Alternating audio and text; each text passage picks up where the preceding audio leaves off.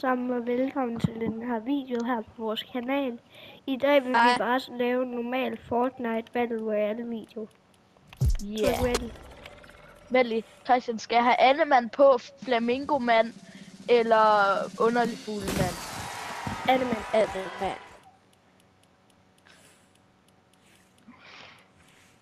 Jeg tænkte lige, hvorfor der er sådan en mærkelig baggrundsmusik. Det er bare Christian. Ja. Der spiller. Når jeg alle jer derude, så køb Annemann i shoppen, inden han bliver væk. Det vil gøre mig meget glad.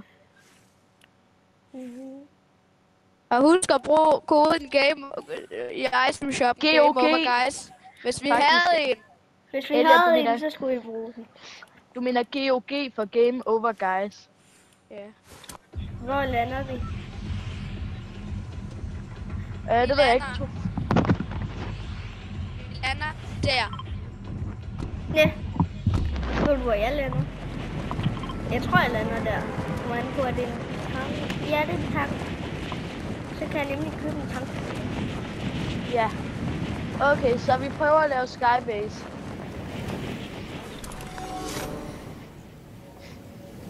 Ikke i den her. Ikke i lige nu. Nå nej, det er bare normal Battle Royale. Okay. Jeg lander lige ved Shell tankstationen.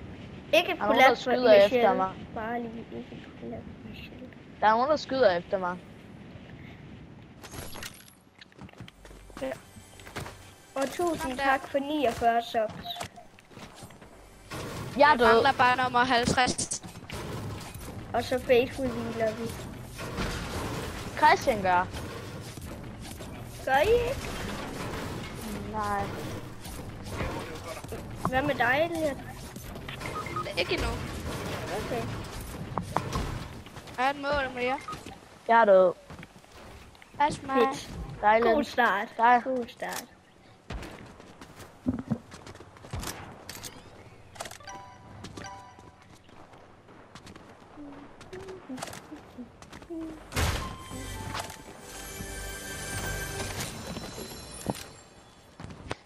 Christian, bare shockwave hen. Så er vi jo sådan lidt på spanden. Kan du carry? Det som også kan gøre. Ja.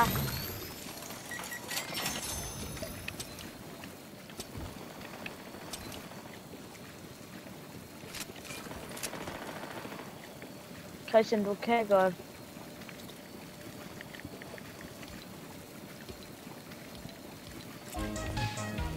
Christian, nej. Christian, det er jo det er jo ikke en emote Fortnite har lavet, Christian. Det er copyright fra det her spil. Nej, det er nej. Jo, det er. Christian, det er. Ja. Hvorfor gjorde du det? Fordi så kan vi blive copyrightet, sådan at det nu et af vores videoer ikke kan blive vist i Rusland, som der skete med et af vores andre videoer. Så bare lige undskyld til alle fansene i Rusland. Hvis vi har taler godt russisk. I den der, vi lavede sådan en video, hvor at vi spillede I Need a Hero musik, og så blev den sådan lidt copyrightet i Rusland. Det var sjovt. Jeg ved ikke, hvorfor det lige var i Rusland. Så til Putin, du kan ikke se vores video. Ja. I hvert fald ikke den video, desværre. Putin. Christian, kom over. Wow. Du fløj over ham, Christian. Du kunne bare have kørt. Christian, løb. Nej. Det gør en pro-player. Og bruger du ikke sigtekornet med den? Det gør jeg da også. Når du sigter med mig, så sigter du bare normalt. Ja, det kan altså du bare ikke se. Og for man kan også bare... Ja. Christian, så tag bilen og så løb. Det må du gerne. Nej, jeg flækker dem. Det er det der glitchede skidt. Ja, Christian, du flækker dem godt nok. Okay. Jeg flækkede da nogle af dem. Jamen, det er ikke nok. Christian, ikke skyde bilen. Bare hjem. Bare hurtigt. Nej, langsomt væk. Også stille og roligt. Watch me.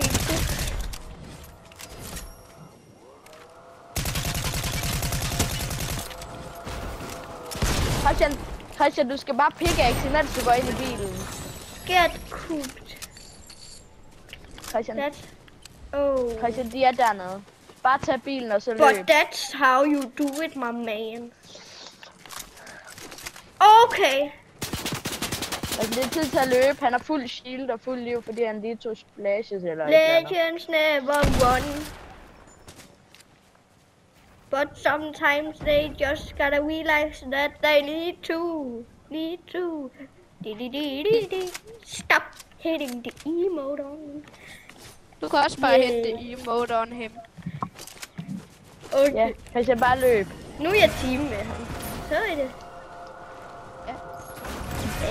Ja. Så jeg tjener lige, hvor den nærmeste er. Hvorhen er Christian lige nu? Christian, der er en sindssygt tæt på, bare lige derhen. Ja, det var den, jeg lige var ved, Oscar. Så er der den der. Skriv i en kommentar, der hvis lige Christians adresse. Hvad for noget?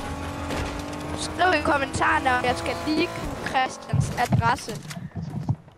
Ved du, hvad min adresse er? Ja. Okay, Christian, godt. Hvis du bare holder den der, så klarer du dig. Det ved jeg faktisk godt, hvad det er. Jeg kan sige det lige nu. Så sig det. Okay, du må gerne sige det. Christian, hvorfor rebootede det ikke mig? Nå, det gjorde det også. Elliot, jeg nåede ikke at mute dig. Heldigvis var det den forkerte adresse. Ja, helt klart. Men det var det. Elliot, han bor ikke der.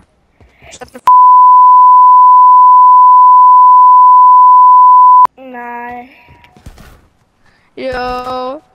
Nej. Nej, det er Vindrovej. Ja, helt klart. Det er det. Vindrovej. Kan du ikke huske det?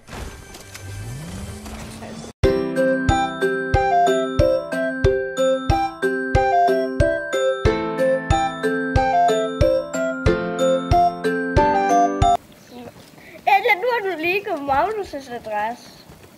Ja. Men... Og din. Du må bare sætte noget pigepen over eller et eller andet.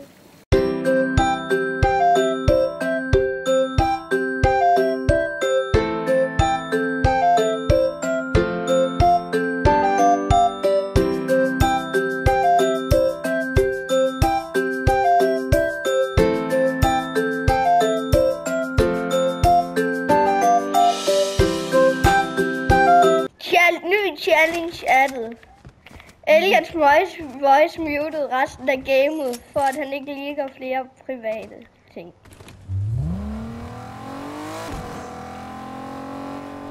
Yay!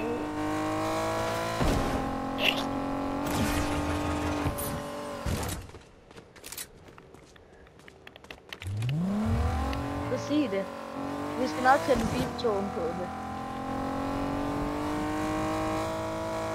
Hey, der er min gamle bil. Nå nej, det er noget. Det er mig, der har kørt i den.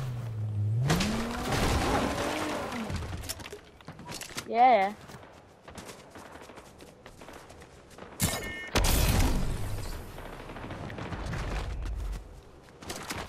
Jeg tror i hvert fald ikke seerne kan høre ham, når han mutede ham i Fortnite.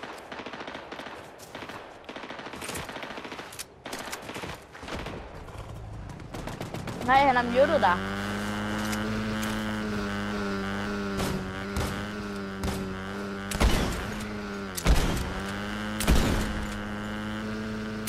Christian, vil du gerne have gratis et kill, så kom ind til mig. Jeg er her.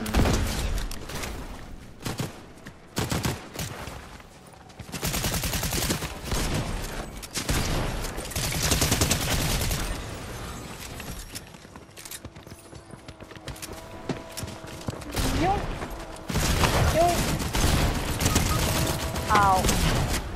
Christian, hjælp, der er en sprayer. Okay. Er der nogen, der kan tage mit kort? Ja, du kan godt, fordi du er god.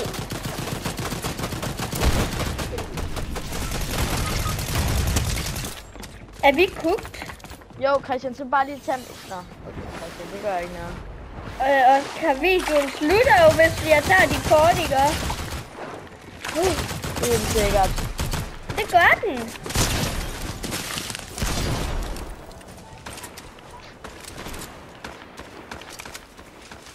Nej, han har en kinetic.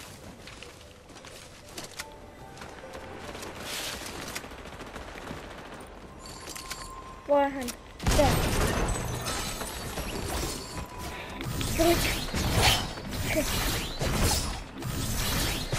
Okay, ny challenge. Vi prøver at unmute Elliots voice, hva'?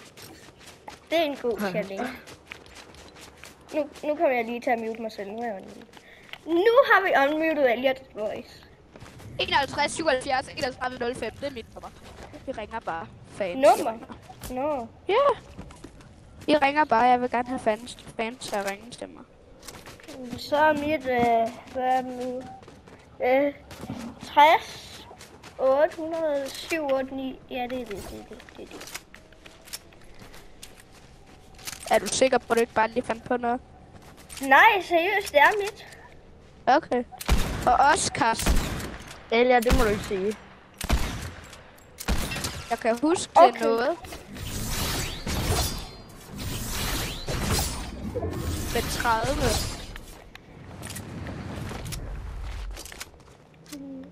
Og 26.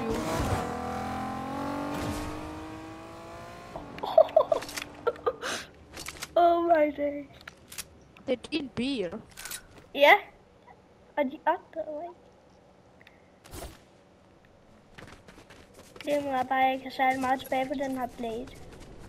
Du har max hats. Ja. Ja. Jeg skulle næsten skybase. Ja, bare gør det. Jeg kan bare gøre det nu. Vi tror på, at du godt kan det uden os. Okay. Det er ikke rigtigt, Elias. Det tror jeg ikke på. Du skal revive mig. Ja, nej. Godt, Christian. Du har mit kort, så. Jeg kommer lige om 2.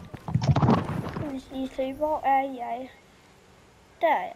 Så jeg skal bygge den her vej. Yes. Og nu skal jeg lige have fuld match igen.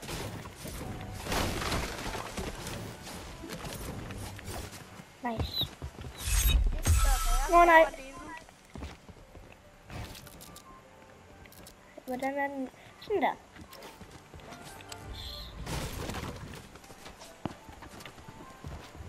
Christian. Jeg tror, at jeg er Disney-bukserne.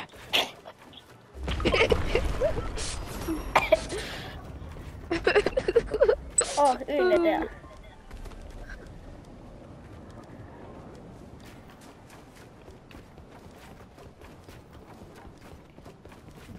Men hvad hvis jeg byggede op fra øen af? Ja. Ej, hvor smart. Ja. Og der er sikkert også en reboot-vane deroppe. Men du har ikke vores kort, så det er lidt lige meget. Nå, jeg troede, du sagde, at jeg havde dit kort.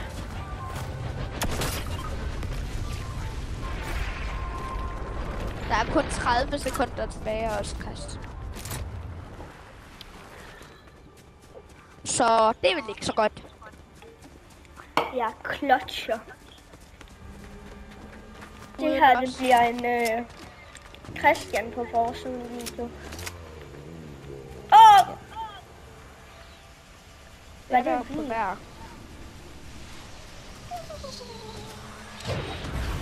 Launch. Men hvad hvis jeg defeated Shogun X? Han er død. Han er død. Nej, ikke i spillet. Der står det i Shogun X.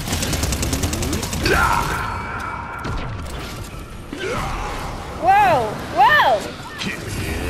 Okay, players kommer. Se!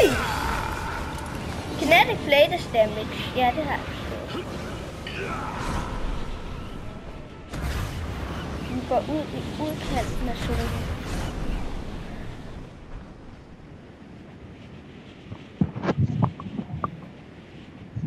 Hej.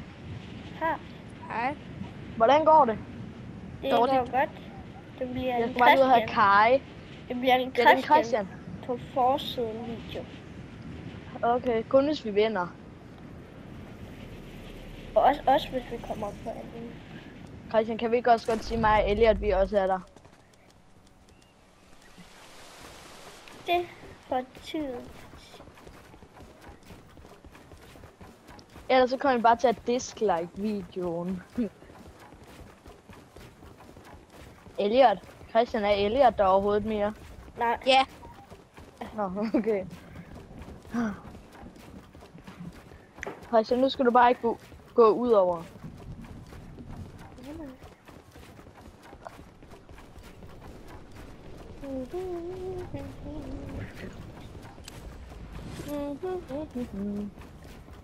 Fifty structures build. Hvornår jeg vil height limit? Fremover. Nu må jeg da snart være ved det.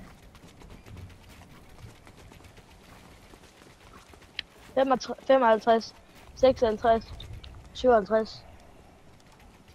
Var det height limit? Nej. Det er ikke height limit. 60, 61, 62, 63, 64. Det kommer jo også an på, hvor man bygger fra. Altså, hvis man bygger fra toppen af et bjerg, eller hvad man gør. Altså, var det height limit? Height limit skifter ikke sådan, Elliot. Ja, han mener, hvor højt man skal bygge op.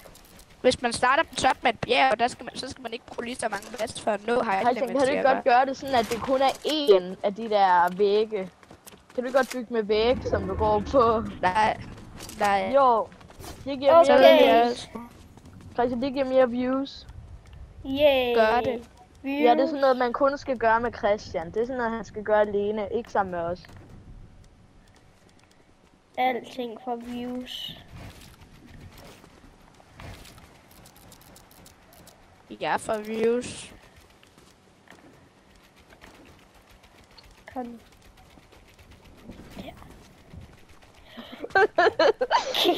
Christian.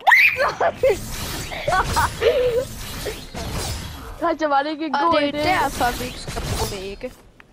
Du er Christian død. Min Skyface! Og nu har min Kinetic Blade et af de der superhug tilbage. Det er sødt, Christian. Aldrig lyt til Oscar. Nej, altid lyt til mig. Ja, altid lyt til Elliot. Christian, det var dig, der failede. Jeg sagde bare, at det kunne da være en god idé. Ja, men ikke alting for views og views. Lyt til Elliot. Okay. Men nu vinder vi det her. Det skal du. Elliot, nu gør Christian alt, hvad du siger. Så prøv at sige noget. Nej, Spis en mukost. jeg har desværre ikke en mukost lige ved min. Er det en Kinetic Blade? Er det en Kinetic Blade? Nej. Tak. Spil.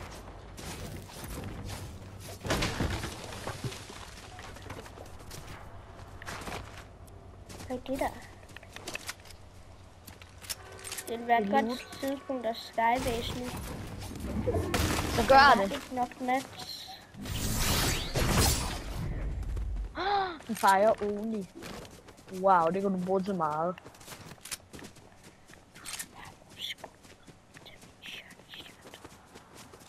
Hvad siger han, Elliot? Det ved jeg ikke. Han er ikke andet med en shotgun, tror jeg. Jeg skal bare bruge skud til min shot. Nå, det er fordi, han har 3.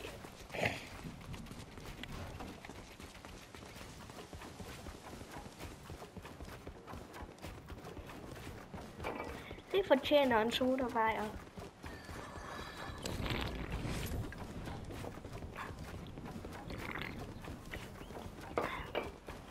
Nej. Nej, Storm og playersne. Bare bygge op af, det er og så bare klart. roligt, jeg har 2 medkits. Hvor meget skade Storm? Den skader 2. Og lige om lidt, så skader den sikkert 5. Det gør den i næste stormcirkel. Og lige om lidt, så er jeg sikkert skudt ned.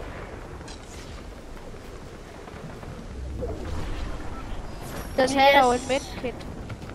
Nu skal nej, Christian er klar. Nu skader den 5. Christian, tag medkit i luften. Medkit! jeg fuck. Hej med jer. Ej, hej alle sammen. Det var dem, vi mødte i starten. Men de har det fint med, at popper jeg lige smidt til jer. Hej alle sammen, og velkommen til den her. Jeg prøver Ja, kun ses. at dig ud. Jeg er på jeres side. I don't come from the dark side. I'm with the Kenobi thing. The Obi-Wan. I have the green lightsaber.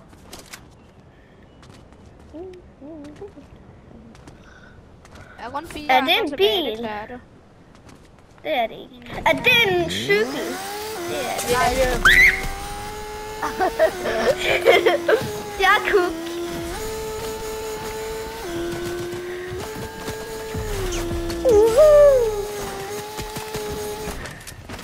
Dodging the bullets like I'm dodging the bullets. Like Wow. the Matrix. I am in the Matrix. Nej, min væk! Det hjalp da godt nok meget. Og jeg skal også lige have resettet dem her.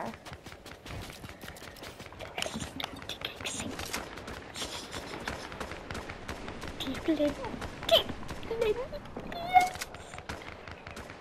Er det healing? Det er det. Det er vel at mærke healing. Gemini. Hey, Gemini.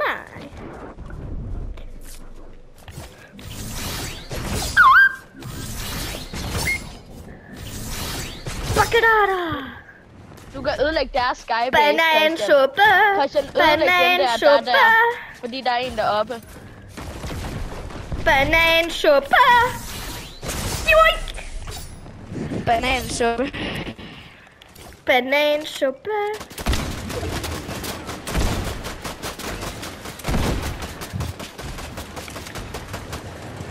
Det er fint nok, hvis du ikke klarer det. Det kommer bare til at være meget. Tak fordi I så med alle sammen, og jeg håber vi ses i næste video. Hej hej.